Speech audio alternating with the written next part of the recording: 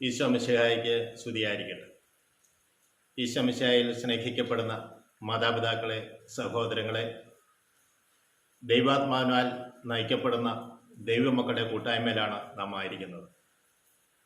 Amos പ്രവാചന പുസ്തകത്തിലൂടെ ദൈവം നമ്മൾ അരുളി ചെയ്യുന്നുണ്ട്, ദൈവത്തിൻ്റെ ദാസർക്ക് വെളിപ്പെടുത്താതെ ദൈവം യാതൊന്നും ചെയ്യുന്നില്ല. ദൈവം തിരഞ്ഞെടുക്കപ്പെട്ട ദാസരിലൂടെ ഈ കാലഘട്ടത്തിൽ നടക്കേണ്ട പല കാര്യങ്ങളും ദൈവം വെളിപ്പെടുത്തിക്കൊണ്ടേയിരിക്കും. അപ്പോസ്തല പ്രവർത്തനം 11-ാം അധ്യായം 27 മുതലുള്ള തിരുവചനങ്ങൾ വായിക്കുമ്പോൾ, ജെറുസലേമിൽ നിന്ന് പ്രവാചകന്മാർ അന്ത്യോക്യയിലെത്തി. അവരിൽ ഒരാളായ ഹാഗാബോസ് എഴുന്നേറ്റ് നിന്ന് പരിശുദ്ധാത്മാവിനാൽ പ്രചോദിതനായി ഇപ്രകാരം പറഞ്ഞു: ലോകം വ്യാപകമായി ഒരു ക്ഷാമം വരാൻ പോകുന്നു. ഇത് ക്ലാദിയൂസിൻ്റെ കാലത്ത് അല്ലെങ്കിൽ ക്ലൗദിയൂസിൻ്റെ കാലത്ത് ഇത് സംഭവിക്കുക തന്നെ ചെയ്തു.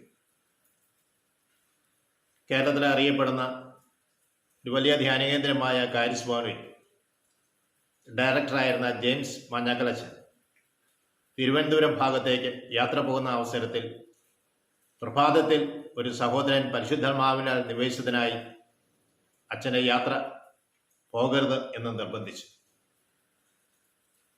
അത് അച്ഛന് വലിയ അനുഗ്രഹമായി മാറി. പ്രിയ സഹോദരങ്ങളെ, ഓരോ കാലഘട്ടത്തിലും ദൈവം തൻ്റെ ആത്മാവിനെ നിവേശിപ്പിച്ചുകൊണ്ട് സമൂഹത്തിന് നന്മ വരുത്തുവാൻ വേണ്ടിയുള്ള നല്ല കാര്യങ്ങൾ പറയുന്നുണ്ട്. അത് കേട്ട് ജീവിക്കുമ്പോൾ അത് അനുഗ്രഹദായമായി തീരും. ചില പ്രവാചകന്മാർ കൊറോണ വരുന്നതിനെക്കുറിച്ച് പ്രവചിച്ചിരുന്നു. സഭയിലെ ശ്രേഷ്ഠന്മാരും പുരോഹിതരും ക്രൈസ്തവ പീഡനത്തെക്കുറിച്ച് ഒരു മുന്നറിയിപ്പ് നൽകിയിരുന്നു. ഇതെല്ലാം സംഭവിച്ചിട്ടും എനിക്കൊന്നും സംഭവിച്ചില്ല എന്ന് പറഞ്ഞ് ഇരിക്കുന്ന വിശ്വാസികളുണ്ട്. അനേകരുടെ പ്രാർത്ഥനയാണ് നമ്മൾ ഓരോരുത്തരും ഇന്നിപ്പോൾ ആയിരിക്കുന്ന അവസ്ഥയിലായിരിക്കുന്നത് എന്ന് തിരിച്ചറിയുക. അപ്പോസ്തല പ്രവർത്തനം 19-ാം അധ്യായം 6-ാം തിരുവചനം വായിക്കുമ്പോൾ,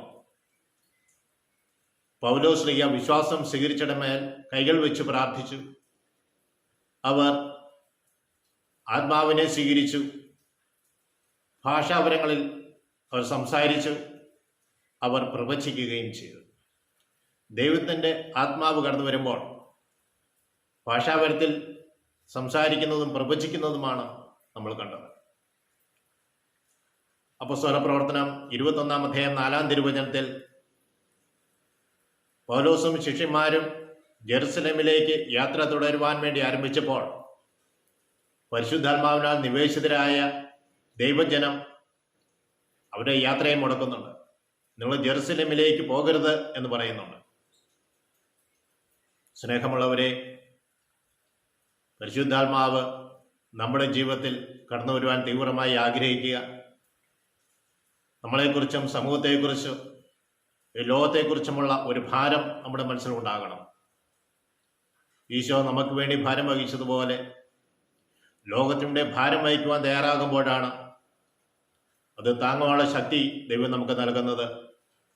അനേകരെ വിശ്വാസത്തിലേക്ക് നയിക്കുവാനും തീക്ഷ്ണതയോടെ പ്രവർത്തിക്കാനും തക്കവിധം ആത്മാവ് സംസാരിക്കുക. എന്നെ ശ്രമിച്ചുകൊണ്ടിരിക്കുന്ന ദൈവമക്കളെ, ദൈവത്തിൻ്റെ കൃപ നിങ്ങളുടെ മേൽ സമർത്ഥമായി വർഷിക്കപ്പെടട്ടെ എന്ന് ദാസൻ പ്രാർത്ഥിക്കുന്നു. അവിടുത്തെ കാരുണ്യം കൃപയും നമ്മൾ നിറയട്ടെ എന്ന് പ്രാർത്ഥിക്കുന്നു. ഞങ്ങളുടെ അമ്മയെ, പരിശുദ്ധി അമ്മയെ, ആശ്രയ മാതാവേ, ഞങ്ങൾക്ക് വേണ്ടിയും വചനം ശ്രവിച്ചുകൊണ്ടിരിക്കുന്ന എല്ലാ മക്കൾക്കു വേണ്ടിയും പ്രത്യേകമായ മധ്യസ്ഥം വഹിക്കണമേ. ഇന്ന് പ്രത്യേകമായി പ്രാർത്ഥിക്കുന്നത്, സ്കൂൾ തുറക്കാൻ പോവുകയാണ്. പ്രത്യേകിച്ച് സ്കൂളിലേക്ക് പോകുന്ന കുട്ടികൾക്ക് വേണ്ടി പ്രാർത്ഥിക്കും. അവരുടെ മനസ്സിനുണ്ടാകുന്ന വേദനയുള്ള മുറിവുകൾ മാറ്റുവാനും ദൈവാത്മാവിനാൽ നയിക്കപ്പെടുവാനും ക്ലാസ്സുകൾ കേൾക്കുന്ന കാര്യങ്ങൾ ശ്രദ്ധയോടെ കേൾക്കുവാനും ഹൃദയത്തിൽ സൂക്ഷിക്കുവാനും ഭാവിയിൽ ഉപകരിക്കാനും ഇടവരുത്തട്ടെ എന്ന് പ്രാർത്ഥിക്കുന്നു. അനേകം മക്കളുടെ ജീവിതത്തിലേക്ക് വെളിച്ചം വീശുവാൻ ഇടയാകട്ടെ എന്ന് പ്രാർത്ഥിക്കുന്നു. പിതാവിനും പുത്രനും പരിശുദ്ധാത്മാവിനും സ്തുതി. ഈശോ മിശിഹായ്ക്ക് സ്തുതിയായിരിക്കട്ടെ.